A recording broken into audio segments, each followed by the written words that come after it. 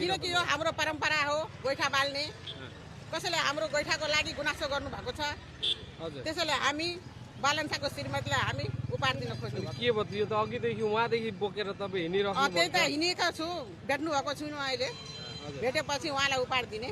उपहार यो गुइठा दिने गोइठा उपहार दिनु हामी बाल्दैछौँ उहाँलाई पनि बाल्नुपर्छ हामी पीडा सुनाउनको लागि चाहिँ हजुर गरिराख्नु भएको छ हजुर हजुर के भन्न चाहनुहुन्छ त अब बालेन्सा आउनु भएको छ यहाँ बालन्सा भाइ आउनुभएको त राम्रो हो हाम्रो युवाहरूलाई राम्रो रोजगार दियोस् आफू हाम्रो देशलाई उठाओस् हाम्रो देश धेरै तल झरिसकेको छ नेपाल हामी उठाउन खोज्दैछु बालन्सा दाइले उठाउँछ हामीलाई त्यति विश्वास छ राम्रो होस् हाम्रो केटाकेटीलाई पनि रोजगार मिलोस्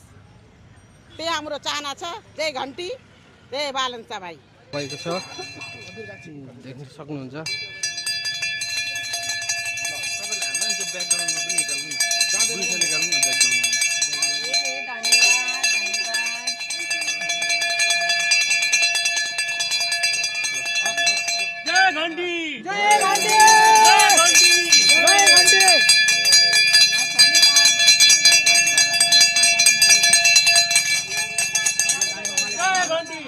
Saya garam 5 झण्डा दिँदा हुनेलाई यसपालि